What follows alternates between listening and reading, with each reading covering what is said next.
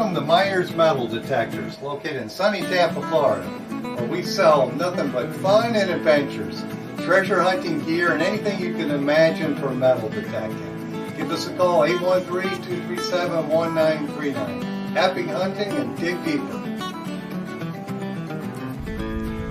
Live from sunny Florida, it's Treasure Talk. Welcome, folks. Welcome indeed. Welcome indeed. Welcome to another exciting edition of Treasure Talk, and it's good to be back. I missed a week. Yeah, well, you had something important to do. Yes, Jocelyn had to check up with her breast cancer surgeon, and everything was good. So we're happy about that. But it's funny, you get her surgeons over in Lakeland, and it's a long drive to get back over here. So yeah, that was, There's of course, the thing of it is, down there in Tampa, there are no idiots on the highway. oh, the traffic at Jeff. Well, you probably noticed it this time when we were at the beach. The traffic is just crazy. I think everybody moved here or is going on vacation here. Well, I thought it was kind of in the late afternoon. The traffic down around the beach was spare. And of course, we went when we went to hunt. We were there at daybreak, so we didn't have any traffic. And then about 1 o'clock, 2 o'clock, when I got picked up, when it wasn't too bad. Just a couple idiots almost rear-ended us. But do you have our wonderful scoop sitting right next to you? Yes, as a matter of fact, I do. And I want to tell you, and we had some very good friends from Ohio that spent a couple days down in the water with us. The hunting was no good. There was so much sand pulled back in and trash from the hurricane that it was kind of like walking around in just sticky mud, and really nobody found anything. And we hunted hard for at least 4 days, 7-8 hours a day, and nothing. But I will tell you, I did break in my new Treasure Talk Pro Sifter Titanium, and it is an awesome scoop. Very, very nice. Sifter Titanium, and it is an awesome. Sorry about that, Jeff. I just had to. You're pressing buttons again, Phil. I wanted to pull up the live stream so I could see that too, the comments we had, and I had to turn the sound off on, because if you have our streaming software open and you have YouTube open, you get a echo if you have really big one. Yeah, so sorry about that, folks. But yes, that scoop, I'm very impressed with it. I always said you had to have two scoops, one for hunting in the water and one for up on the beach. And it appears to me that you could get away with it, because I always carried my small aluminum one in the truck if I wanted to do some beach hunting, dry sand hunting. Yeah. With this, you don't have to do that. No, I mean, it works. If you're a dry sander, it's really nice. You can catch the real little things, and in the water as well. Sometimes it'll just drive you insane if you got a little piece of something that keeps falling through the scoop. This pretty much will take care of it. It's plenty strong, because I tell you, I went digging down for some deep targets that turned out to be trash, but took some pretty hefty scoops, and it held up very, very well. So I'm very pleased with it. Yes, I think even the travel version is very nice. And if you're used to the CKG handle, I mean, it's a no-brainer. If you got a stainless CKG, if you're used to that, because I've sold them to people who have the stainless CKG, and they just somebody loves my new shirt. It's the Big Poppy. You got to stand up and do the Vanna for us. There you go. This one, Jocelyn's dressing me again. When did you just get another new shirt, Jocelyn? You have to cut that stuff out. I've had this. She got me a bunch of them. She's trying to dress me up, make me look a little better. It's hard to do, but I don't have my Treasure Talk hat because I left it in my truck And I took my truck to get service, and they kept it. So They kept your hat? no, they kept my truck, and my Oh, hat's in my truck. golly, I was going to say, we went to go down there and just slap the snot out of them. Yeah, for sure. Here's a comment about the scoop. Yeah, it looks like Sam says, Druckley says, I wish I had that scoop. I dropped stuff out of mine with the normal holes. So give Phil a call and get it ordered. Yes, do that. That's We've right. got it in stock. I think I've got one to ship out already tomorrow morning. But yeah, awesome scoop. Very, very good. We better do our housekeeping stuff. Oh We got yes, other yeah. things to talk about and then get it on. Yes, we do. So first of all, today's show is brought to you by your friends at Myers Metal Detectors, where we sell fun and adventure. And of course, the views, thoughts, and opinions expressed here by the Treasure Talk guest and member belong solely to the guest and member, not necessarily to Phil Myers, Jocelyn Myers, Myers Metal Detectors, or Jeff Moan. Yes. And the most important part, the purpose of Treasure Talk is to promote the hobby of metal detecting and to educate our and metal detecting and treasure hunting. I should rephrase that, and to educate our members in a fun, informative manner. Yes, indeed. Yes, indeed. You got a couple of things in stock we need to talk about real quick, don't you? Yes, I do. For the folks who were looking for the LG24, that guy is in stock again. LG24 is in stock. That's for the Nocta Legend, correct? That's for the Legend. And of course, we have that titanium scoop in stock if you want to get that.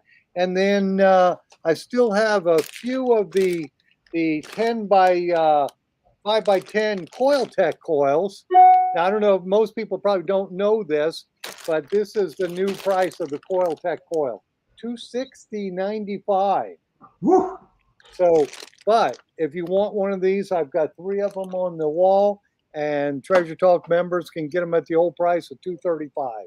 Well, Coiltech's a killer coil. It is. It's it seems like a lot of relic hunters like myself like a smaller coil, and that's kind of in between the 6-inch hockey puck and the 11-inch coil. So it's a perfect size for coin and relic hunting. I like a smaller coil when I do that. And both of those choices, you see, Naka's got the best price there. The Naka coil, I think, is $126. So they're kind of hitting it out of the park with theirs. But that's a proprietary coil for them. Right. Coiltech being more of an aftermarket for the Minelab. Yes. So if you have either one of those detectors, you've got it covered. An easy way to get excellent depth and separation, even more than your detector normally does with the stock coil. Excellent way to get going, relic hunting for sure. And Trevor will be here with us in a couple of weeks. Oh, awesome! Because I know he's probably going to announce something. I hope for the Manticore. I think he is. For sure. So, what else did you have there? You had something else. I got everything. Everything you can imagine, Jeff. Just name it. I'll just pop it on here. Well, like we always say, if Phil doesn't have it in stock, you don't need it. You don't need it. So I did want to mention that if you're in the Tampa Bay area, tomorrow night is the West State Archaeological Society, that's a long name for the Tampa Metal Detecting Club. Their meeting is tomorrow night at Coincopia. That's on Central Avenue, just south of Fletcher. That's Richard's been on here with us before. And coming up again. The cool thing about Richard and his gang is you go to a metal detecting club meeting and you have coin experts in-house. So if you got a coin question, that's a perfect place to take it. That's right. So it won't be too much longer, and we'll have the whole Nocta gang on. Yes. Billick and some of their new nomads will be introducing to the world. And we'll be talking then, I'm sure, about the new detectors from Nocta, the Score and Score 2. Right. And their pinpointer and AccuPoint. Yes. I think that I saw the advertising on the Score, and it was, I guess, a lighter version of the Legend. It would probably just have one program in it, but it was multi-frequency. So, and it would be less than $500. Well, it'd have to be awful light to be lighter than the Legend because it's pretty light. No, I mean, but I guess easier to operate. You wouldn't have all the programming in there. You just have one program, multi-frequency, hunt with it everywhere. Yeah, just in indeed. multi-frequency mode. And of Yeah. course, if you're in Tampa, I got this little card printed up here. Save the date. If you're wanting to go to a metal detecting club hunt, we've got one here Sunday, December 3rd. Just got to be a member of the Tampa Metal Detecting Club. And they're putting out, I think, a couple $1,000s worth of silver. And NACA's doing a detector giveaway there. So, and some other stuff. So they're going to be there. Brandon and Dwight. And I think Mark, can't remember his last name, but he's the U.S. rep for NACA. Kaminsky. Yep, he's the North American rep Okay. for NACA. So Yeah. that'll be good. That'll be good. It'd be And good. you never know. Just keep watching Treasure Talk because we got the Knoxville folks coming up, and I'm sure we'll be giving away before the end of the year. We'll probably give away 4 or 5 more detectors. Yes, well, we love giving away detectors, don't we, Jeff? We do, and we give away a lot of them, plus a lot of other really good stuff that I can't win. Really cool stuff that you and I can't win. I get bummed out about it because I'd like to win one of those detectors or sell all those detectors. I'll do either one. Yeah. But somebody on there, Jocelyn just told me, Tom Becker says I pick a good banjo. Well, I try, Tom. So It is a good banjo. yes, it is. I It is try. a good banjo. Yes, for sure. It's fun. So we better get on with this here. Yes, we better bring our guest in because I know we've got a bunch of questions. And if I'm not mistaken, this gentleman got to hunt the airplane crash site for one of my favorite bands. That's very, very possible, and we're going to talk about that. So everybody, our guest tonight is, some of you may not know him, but you will after tonight. You will need to subscribe to their YouTube channel. Very, very knowledgeable. And yes, indeed, I think Phil is right on the money with him detecting an airplane crash site of a very, very, very popular, that was popular. The plane crash, it was a popular band. So let's bring them on. This is Heath with History Seekers. Hi, Hey. Heath. Hey, how's it going, guys? Good to see Phil on. I haven't talked to him in a long time. Good Hey. to see you. So was I correct? You got to metal detect the crash site of Leonard Skinner. We did, yeah. It's been a few years ago now. We actually got to go twice. We got to take Debbie from Mine Lab. I know you know Debbie. She yeah. went the second time that we went out there. It was not something we usually do, but on the same token, it was a very interesting thing. We had to, wanted to make sure we did it in the most respectful way possible. It was kind of a delicate subject, but there were a lot of unanswered questions that hopefully we kind of hope we can shed some light on for them. Yeah, I just thought that was kind of an interesting, and I could see you have to be sensitive with something like that. But to me, I always liked Leonard Skinner, and I just thought that was fascinating. The video I saw you guys doing that. Yeah, so I grew up listening. I grew up in Alabama, and so I obviously grew up listening to them. And Sweet Home Alabama was I'm a huge fan too. So it was kind of surreal to be there, honestly. And my girlfriend Kelly, who was out there with us the first time, she actually was born hours before the crash happened. And her dad was a massive Skinner fan also. So it was a real connection for us to go out there. Well, what was your most interesting artifact that you dug there? That was dug there? Someone else, for sure. Yeah, so a lot of different things were found. There was, I don't know how many people have read the investigation report, and I hadn't until we got the opportunity to go out there. But they had the NTSB investigators, this is before the FAA did the investigations. They had claimed that they had dug all of the instrument panel, and they were trying to reconstruct why it crashed. Ultimately, it was just an old aircraft, and they said it ran out of fuel, but there was a lot of inconclusive stuff. But we actually recovered parts of the aircraft gauges that they said that they had recovered, and obviously, I think it was kind of a sloppily done investigation, and really, they really never said for sure what happened to the plane. Hmm.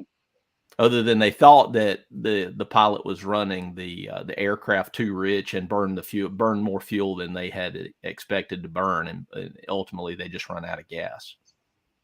Well, he must have been really running it rich then, because usually they have, a pretty good surplus of gas before to get them to any destination. Yeah, and I saw some documentaries on it, and they said it was an older aircraft, and they tried to blame it on maintenance and this and that. So what's your thoughts?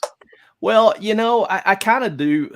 Now that we've looked at it, I believe that yes, it was out of fuel, and the reason we recovered what we thought was the fuel gauge dial for it out there. One of my friends, who's also I'm former law enforcement. My friend that recovered is actually current law enforcement, and so we kind of looked at it from that perspective. And anybody that's done any kind of accident reconstruction or investigation as far as car wrecks know that when you have a sudden impact, the needle, like for example, your speedometer gauge can actually cause it to come forward and slaps and will make a mark on the gauges. And so you can see the needle slap mark on what ended up, we thought was the fuel gauge, ended up being the oil gauge. So it was showing that it was the engines were definitely off when it went down. So I mean, I think ultimately they probably, it was out of fuel. Now, why it ran out, was there a leak or were they running too rich? That's something that we probably will never be able to answer, especially with what we found out there. But the engines were definitely off, or that engine for that oil pressure was off when it impacted the ground for sure. Hey, now, I see, Jeff, you got a question there, but also the Digging Canuck wants to know, is that a protected site now? Or No, it's on private property. The guy that's out there, he doesn't want anybody, and I'll tell you, don't go out there because he actually has cameras out there. We got a special permission, and we had to get permission each time we went out there. And unfortunately, they had to put more cameras up because they've had a problem since our video. Everybody started going out there. The last time we went out there, there were holes. Somebody unfortunately has been out there digging, and there's holes everywhere. It looks like the crater of the moon. They didn't even cover their holes, unfortunately. Oh, not only were they sneaking on, they were not covering their holes. So yeah, that's horrible. So at any rate, the landowner doesn't want anybody else, including us, going back now. So, but the good news is we were able to get a lot of artifacts, and we agreed by us getting to go out there that we would never sell the artifacts. And so we reached out. We talked to one of the family members of Ronnie Van Zant, and they said that they were looking at opening a museum there in Florida when the current band is no longer on tour. And we've offered all the relics that we found to be displayed there at, obviously no cost. We're gonna put them on display, when and if they open their museum. We've also talked to the National Rock and Roll Hall of Fame as well, and seeing if they were willing to display the relics, of course, free of charge. Also. Yeah. Now, we had a question right on there, and I lost it already. But they were asking, was anything identifiable to one of the members of the band? No, the only thing that I would say that for sure that we could identify to the band, well, I say for sure, there was a beer can found out there. And normally if we find beer cans and we're relic hunters, normally that's something that, is not a big deal, right? But with this particular beer can, it was actually, when we looked at it, it was unopened, and it had that old beaver tail style that was, from that 1977 period. But it also had a tax stamp that we got identified to having been purchased in Florida. And as everybody knows, the band was from Florida. They had left Florida, went to Greenville up there in the Carolinas, and were flying from Greenville back to Baton Rouge to do the concert at LSU. And so, while is it possible that a fan went out there? later and brought a beer from Florida, sure, it's possible, but the likelihood of a Florida beer being found in the swamps in Mississippi, you know, at the on the border of Louisiana and Mississippi is, you know, kind of not likely. We believe that Bud can was from the crash. And then we've got the main instrument panel, the lighting main instrument panel. It actually says main instrument panel on it. We found that, and the wheel that come from the aircraft. They call it a tiller wheel, which actually they use to navigate while they're on the ground. It only has one of those, and we recovered that as well. But that's the only thing. The beer can's the only thing we could say was probably from the band. Okay. And it looks like Jeff posted another question there. Did they also have the landing gear down then that hit the trees? Yeah, I believe they did, but we didn't recover anything of that. Like I say, they recovered the larger stuff, you know, after the crash during their investigation, and actually ended up disposing of the crash. So, and we contacted them, which, you know, our findings were, other than that oil gauge, were fairly minor, just insignificant finds, other than, you know, just related to the crash. But as far as an investigation standpoint, that gauge is really the only thing. And the NTSB basically showed no interest in reopening the investigation. It had been so long. Right. Well, they'd probably, you know, the aeronautic people or whatever had probably already been in there and sifted through everything right immediately after the crash before y'all got in there. You know, and that's what I thought, especially reading the report. What was shocking to me, and being a former law enforcement guy, I know if we wrote a report and we said we recovered all the parts of the gauges, then, you know, we would be expected that to be accurate statement. And for us to have found, you know, part of the oil gauge was, you know, I felt fairly significant, you know, especially, but I think, you know, we're looking at it through the lens of today, where I think today we're a lot more thorough, especially with our aircraft investigations and that sort of thing. And I think they may have been a little more lax in the 70s. Yeah, there's depending on, you know, what the investigators were using at that time. Yeah. Well, so Eric Cowan one, you know, was it a PBR that you found? I don't know. I'm not an aircraft guy, so No, the beer. Oh no, PBR. Oh, okay, pallets. No, it was a Budweiser can. And so I don't know if I have the picture. I don't think I do. I was going to look for those pictures, but Kelly had found a picture of one of the band members holding up a Budweiser when they left Greenville. You know, held it up, and there's a picture. It's really cool. We have it in our display that we displayed those relics at one time at one of the American Digger shows, at one of their relic shows. And we're actually talking about maybe doing that again if somebody's, you know, if there's enough interest in it. Interesting. Well, I guess we better move on. Jocelyn is telling me we're being morbid. So yeah. Well, on track. So let's talk a little relic hunting. Now I see you're wearing a Minelab hat. So what detector are you swinging? Well, you know, I've got a little bit of everything, and so I've got a Minelab, I've got a Manticore, Kelly's got a 900. Of course, I've got an XP Deus 2. You know, I've got a little bit of everything. I've got one of everything. Kelly told me I couldn't buy any more detectors right now. I get that. So your favorite? Oh, that's tough. Depends on what I'm doing. If I am going out, I don't beach hunt a lot, but if I'm going to the beach, I'm usually grabbing a Minelab, especially a Manticore. If I am going coin hunting in some relics, I will go for the Manticore. But if I'm looking for artillery shells, I really like that Deus 2 now. That's a good detector for artillery shells. And that's where my passion is Civil War artillery and that sort of thing. Now, why do you like the Deus 2 for artillery over the Minelab product? Well, you know, I think Minelab does such a great job at knocking out iron. Sorry, my phone's ringing. It does such a great job at knocking out iron. I think, honestly, it almost does too good of a job. You can still tell it. I tend to like that Deus too, and it's very lightweight and backpackable. Some of the artillery sites we go to are many miles back in the woods, and it's just kind of what I've gotten into. Now I've found a lot of stuff with that Equinox 800. I found a really rare Civil War artillery piece, artillery projectile with the 800, dang near 3 feet deep, sandy soil, obviously. Well, everybody loves that 800. Yeah. And the 900, the improvements on it. Here in Florida, we've had some people have some leak issues with it, but knock on wood, it seems like the 900 and the 700 seem to have fixed that issue.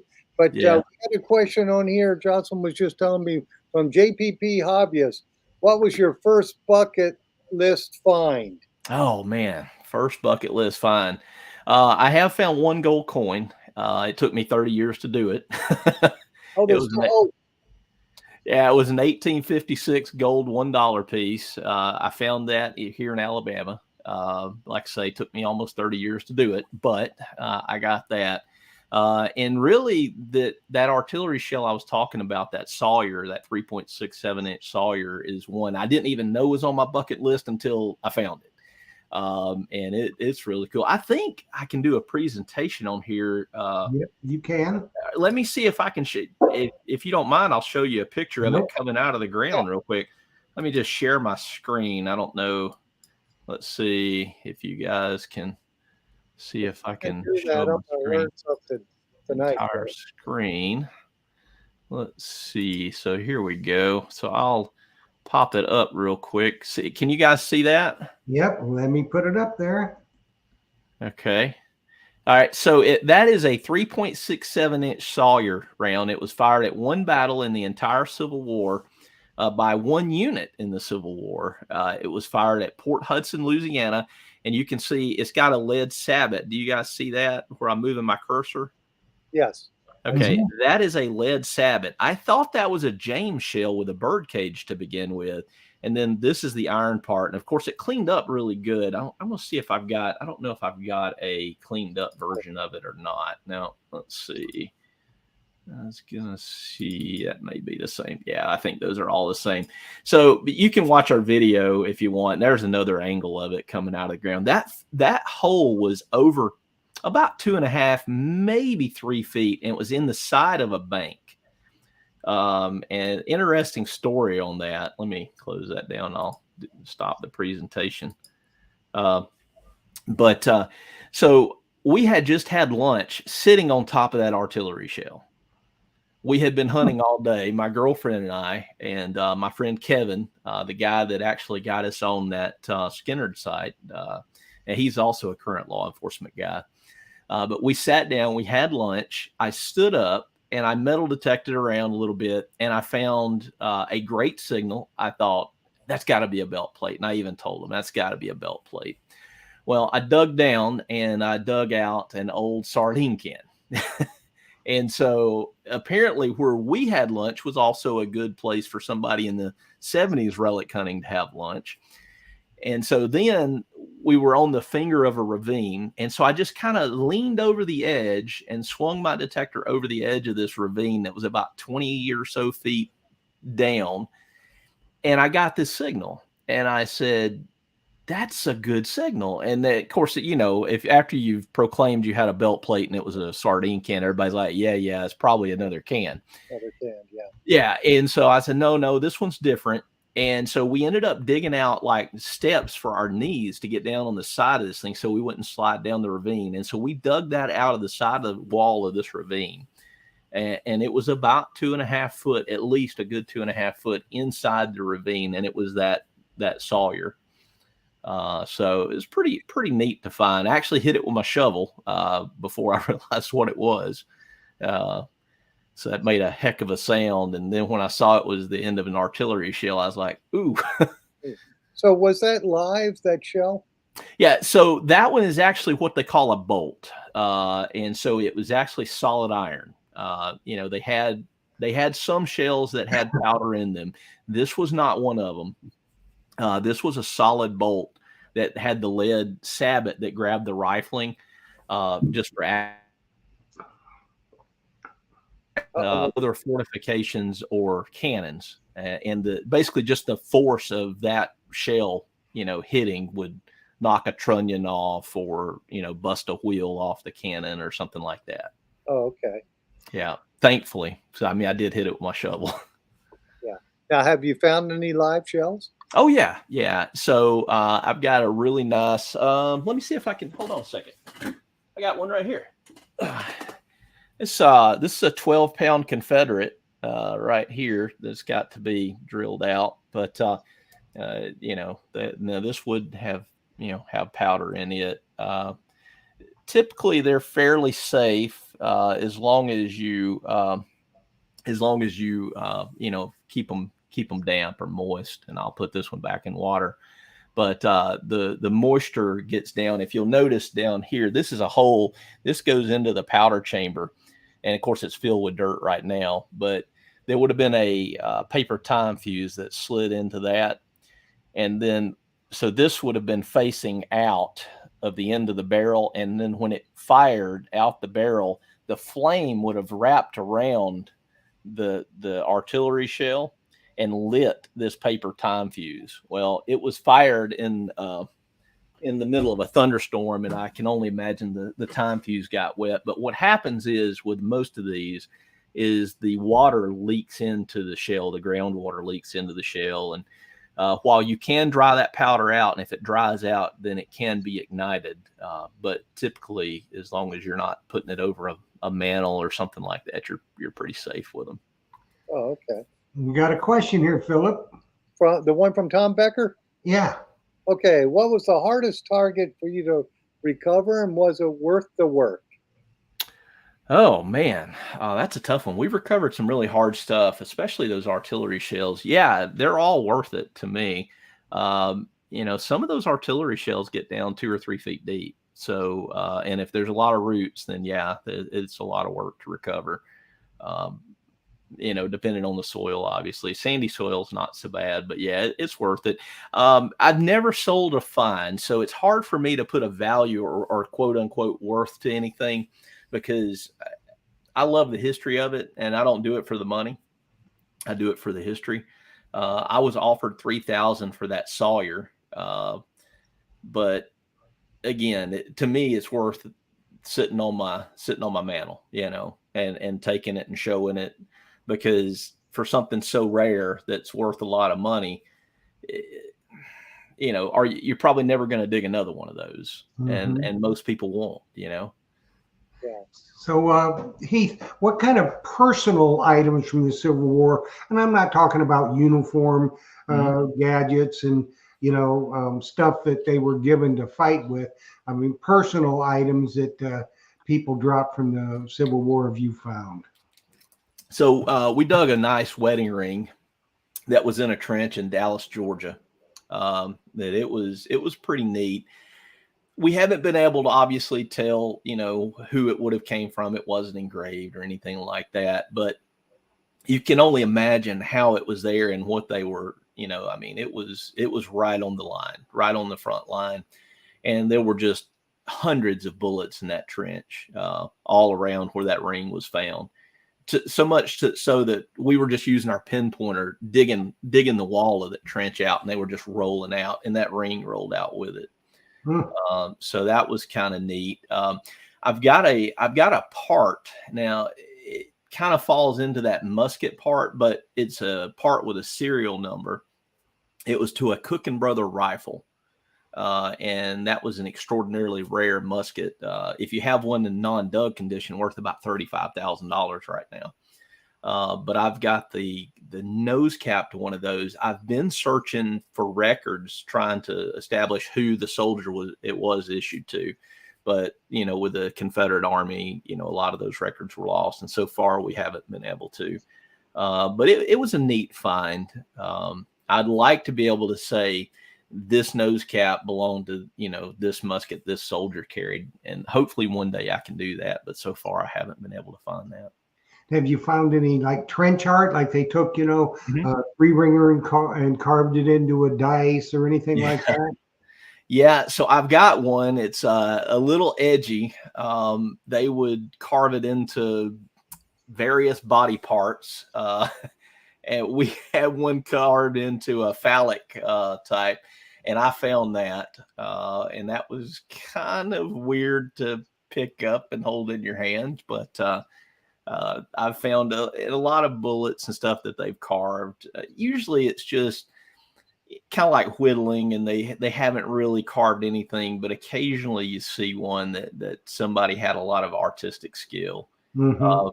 You guys know Butch Holcomb from American Digger Oh magazine. yeah, yeah, he's coming up pretty soon. Yeah, before he comes on the show, get him to get that carved piece. He's got a bullet that was cut in half, and the soldier used it for a basically a canvas, and he carved out this beautiful rose on there, and that's just incredible. Now, again, that's something Butch found, but you see some stuff. I haven't found one like that.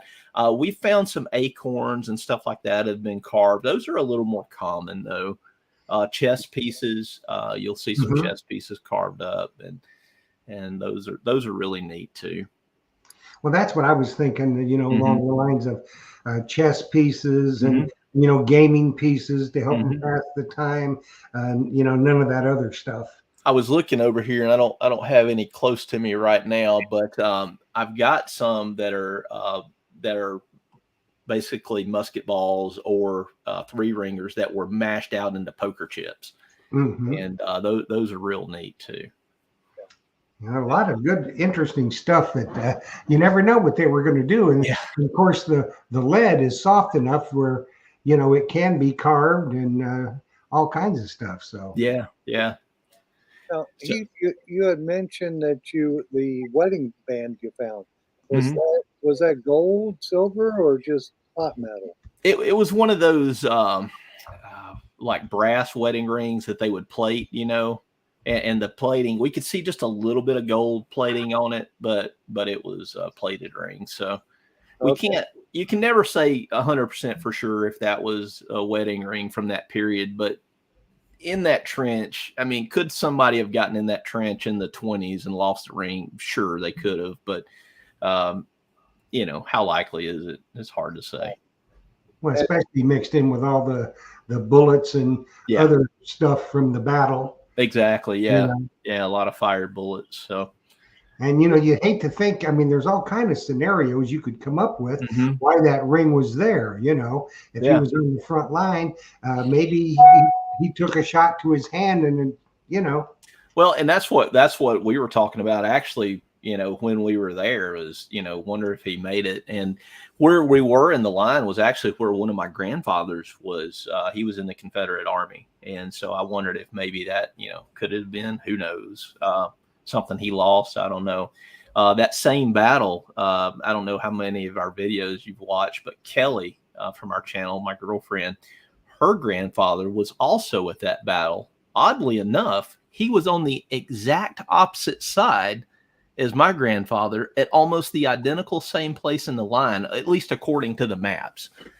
And the first time we metal detected down here together as a couple, I took her to that battle, and we went to the very place. We got permission on the very place where they were in the line, and she recovered bullets from both sides, and I did too. And we talked about how if one of those bullets had made, had a hit one of our grandfathers, one of us wouldn't be standing there today. So kind of kind of a weird, surreal type of, when you really think about, how we're not very far removed from somebody, some random person you meet. She grew up in Iowa, and I grew up in Alabama. Mhm. Interesting. All right, so let's talk about your gold coin you found because you Yeah, said 30 years. yeah. Uh, I'm going on 40, so there's still hope, I There's guess. still hope for you. Yeah, so I found that with the XP Deus one back, golly, I guess that was probably 2015 or 16, I guess. It was when the XP Deus kind of first came out, and I was doing a lot of testing with it, and was hunting in a site. It was a river crossing where they would ford the river here in Alabama. and would rest their horses. And we had dug a lot of buttons and stuff like that there. And so I just took that Deus 1 out there, and because I knew it was loaded with iron and a lot of trash. And we dug a lot of shotgun shells. And so I was digging shotgun shells that day, and that $1 gold piece sounds a whole lot like or is very close in signal to a gold coin. So it popped out. Awesome. And what year did you say it was? I want to say it's 2015 or 16. I'd have to look Yeah, back. about the coin. Oh, 1856. 1856. Interesting. So The gold coin is kind of your nemesis, isn't it, Phil? it is. I've been looking for one of those. I know it's going to happen. You find yours in Jaguars and stuff, though. Yes, I do. It might end up being a piece of jewelry, but I'm going to find one for sure. Well, be careful. Be careful what you ask for, because I call that my gold coin curse too, because for about a year or two after that, I found very little else. So I went on a drought streak, and that's what all my buddies told me. That was the gold coin curse. Oh, okay. So what has been your favorite find you found so far? Probably that Sawyer or that nose cap, that Cookin' Brother nose cap. Butch told me when he saw it, he said, that's a Cook nose cap. He said, but there's only one other that I know of that's dug. And it was in the Howard Crouch relic book, if you're familiar with that one. And so mine was the first one that anybody in the relic hunting community had seen dug in about 30 years, or at least that anybody knows of anyway. Okay. Very interesting. And I guess Jeff, I'll have to give Mumbles Man's question a shout out. And that's, he does this every time, but I guess I haven't seen him on the stream. So he's over in the UK on a cruise. He's probably eating dinner again. Yes. So he asks every week, what is the weirdest thing you found? Ooh, that's a hard one there. We found some weird stuff. It's kind of we dug up a weird let's call them adult toy one time. That was kind of weird. It was off the edge of a road. We've dug some weird stuff. I ran across a meth lab out in the woods one time digging relics.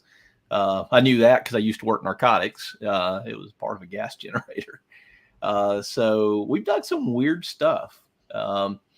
I dug at a World War II base. I dug part of a training mortar. That was kind of weird. Wouldn't expect for a mortar to be in the middle of a training base, but it was. Was it live or just? It was a training mortar. Now I thought it was live, and that one scared me a little bit. I called my buddy that I worked state police with, and he was EOD, and so I called him, and he came out and identified it for me. So. It was a training. I didn't know it, but when it rolled out of the hole, I thought it was just a piece of iron junk, and I pried that out of the hole with my shovel. And it popped when it turned loose. It come out of the hole, did a somersault, and landed by the hole. And I just I drew up and just sort of watched it in slow motion as it hit the ground, and kind of sit there for a minute and kind of, did this number to make sure all the parts were still there and I wasn't in the sky somewhere. Yeah, very interesting. We hunt some weird stuff, and some people tell us we're crazy, but it's a lot of fun. Oh yeah, for sure. To me, it's the neatest hobby ever. Whether you're recovering history like you're doing, or with your beach hunting, or just coin shooting somewhere. It's the coolest hobby for sure. I started out a coin shooter back when I was active, when I was in law enforcement. I didn't have time to travel as much. And with Civil War relics, if you don't live where Civil War relics are, you end up having to travel a long way. And which I don't live far from relics, but I was just far enough and didn't have enough time to research. And that's a big key to it too. So I started out as a coin hunter, and that's actually, I bought some of my first stuff from Phil, or not some of my first stuff, but some of my AT Pro stuff I bought from you back, golly, Phil, what is that? How long have you been in business now? I've been in business a long time, too long. I was gonna say it's been a long time, and that was probably, I don't know, 2012 or 13, Yeah, 14, maybe. yeah. So you progressed from the what are your thoughts of the AT Pro? Because I mean that's AT Pro and Max is still made today. Yeah.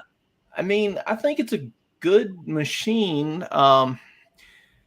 Back in the day, when it first came out, it was the only really what made waterproof machine. Everything else we were having to, anybody that wanted to really water hunt, and they didn't have a good choice that was inexpensive. And so it opened up the door to a lot of people to hunt sites in the water that they haven't really hunted before.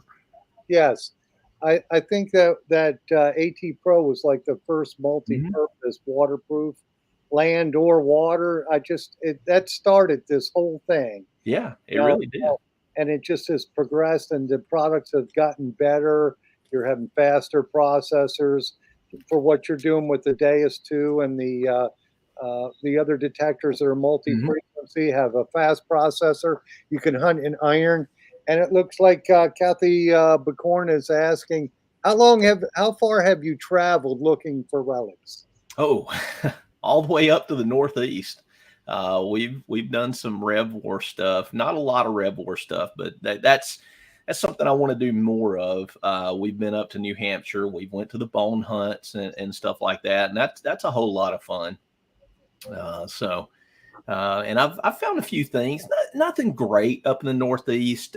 Some cool coins. My oldest coin has came from up there. It was a 1787 Connecticut copper.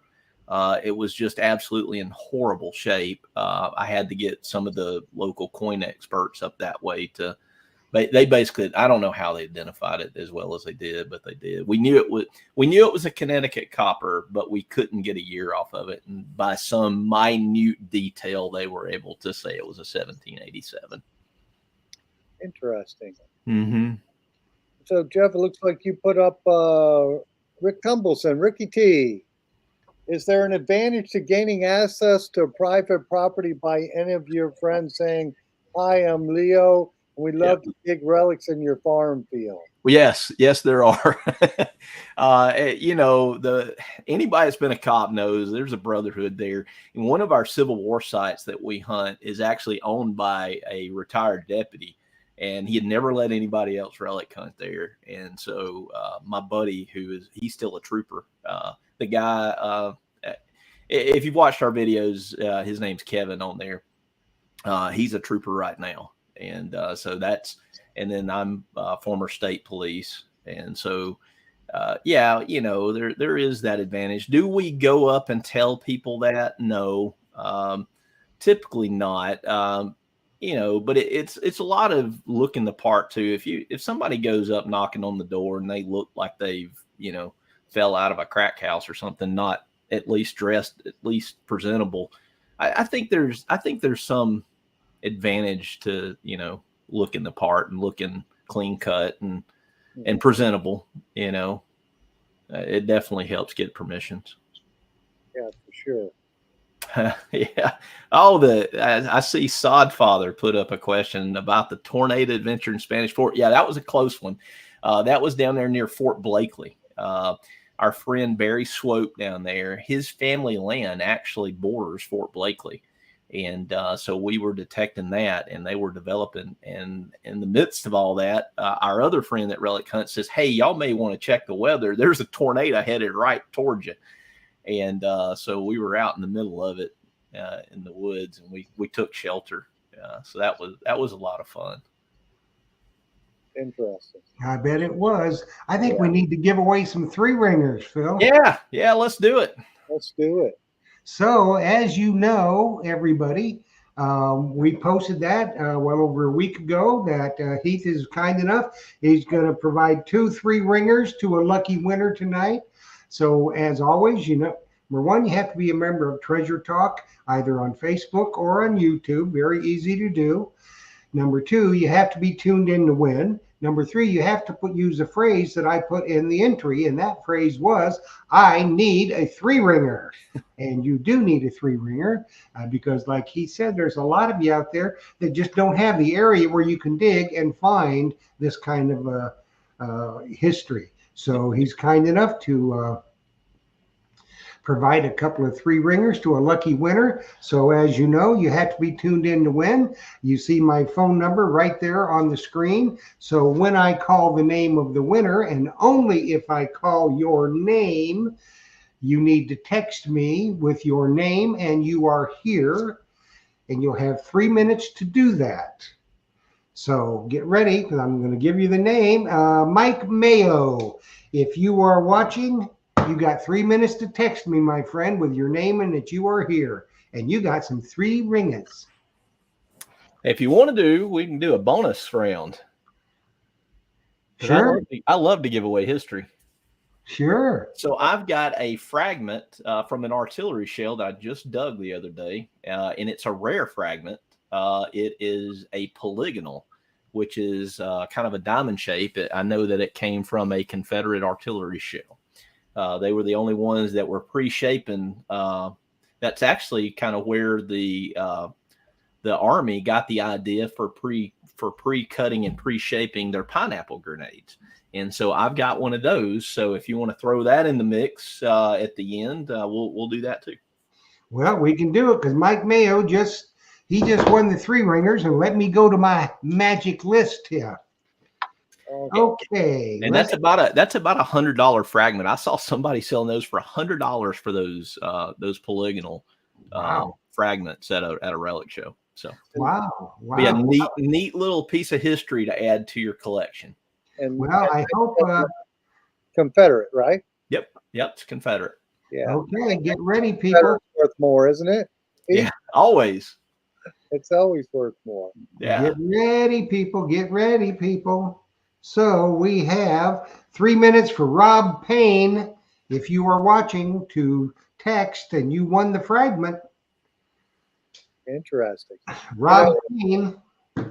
It's interesting. Here in Tampa, we had Fort Brooke, and that was from, I think, the 1823 or 24 to the 1870s. And I can count on 2 hands a number of 3-ringers or mini balls I found. But then I probably dug hundreds of musket or round balls. Yeah.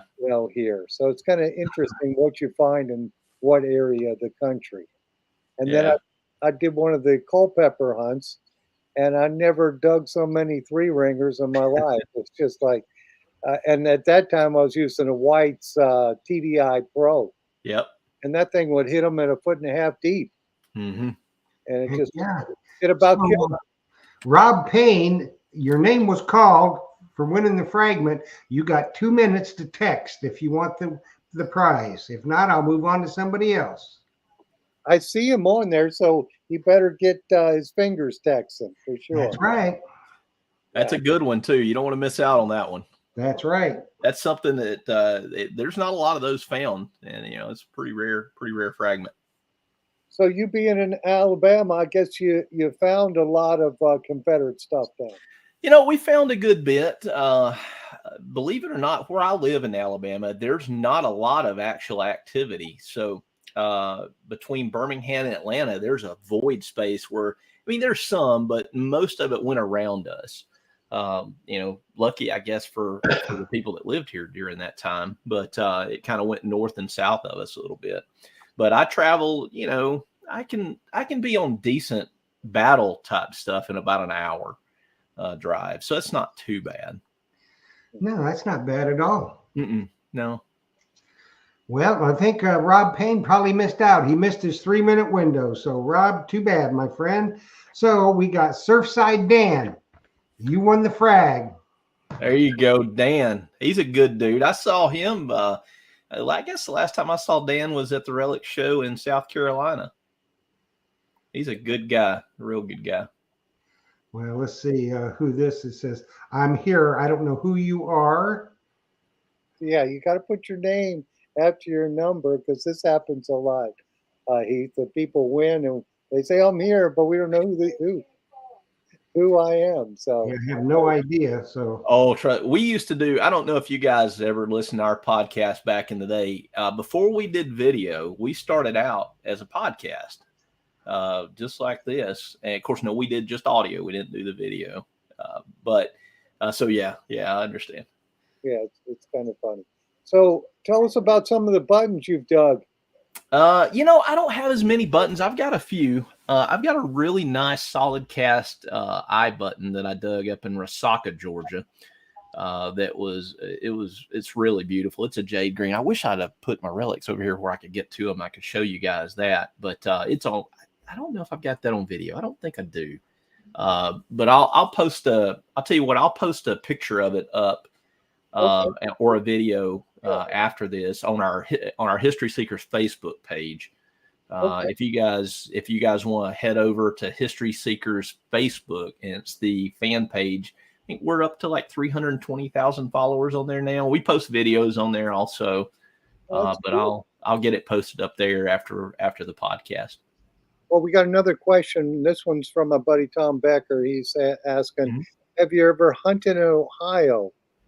No, I've never. That's one of the areas we've never hunted. I was going to go up to the they had some hunts, I don't know, a few years ago, and you might remember it, Phil or Jeff. They did some Quantrells raids hunts up around the southern Ohio. I was going to go to one of them, and something came up, and I wasn't able to go, but I've never hunted up there. I've hunted all over the other areas around there, but not in Ohio. Always open to hunting in Ohio, though.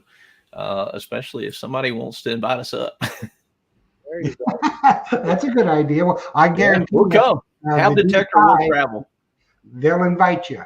Yeah. We'll get your email, and they'll be sending you invites. Now we've got a big dilemma because Mr. Payne made it just at the very last second. And then Surfside Dan did too. So Dan, sorry, we'll get you another time. So yeah, I tell you what, Jeff, you just tell me who and what to send what to, and now you send me the email with the addresses.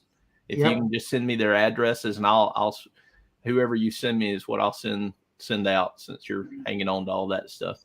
Yep. Surfside Dan, he was quick on the draw, but unfortunately, Bob Payne made it just at the last second. So what they need to do now is, let me put our email address. You got to send your name, address, and phone number to treasuretalkshow@gmail.com. I will get them to Heath, and he will get your product out to you. Yep. So don't forget to do that, please. Yeah, and I'm going to be here through this week. So I leave, I think, Thursday. We're traveling to Louisiana, and we're going to be digging in Mississippi and Louisiana this coming week. So interesting. Yeah. Heath, what's on your bucket list to find? Oh, a James shell.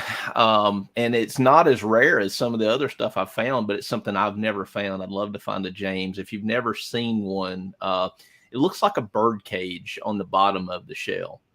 And to me, it's just a really cool, it's not particularly rare or super rare anyway. I mean, but it's something I've never found, something I'd love to find. Yeah, I've seen them in books before, but I've never found anything like that. Now, that shell, how deep are you finding those shells? I dug that cannonball at about 6 or 7 inches deep. But now that Sawyer was, like I say, it was over 2.5 feet, so I mean, you just never know. And what size coil are you using? I was using the 11-inch coil on the Equinox 800 when I found that Sawyer. But it's such a big target, and a lead target, and big iron too. So you've got a lot of mass of lead and a lot of iron. And plus it was sandy soil, and you guys know that you can get a lot more depth. I don't think I would have ever found it at that depth in the red clay with that 11-inch, but maybe. Yeah. So the bigger the target, the deeper they go, of course. Oh yeah. What's the deepest you've heard of somebody digging one? That's getting down there.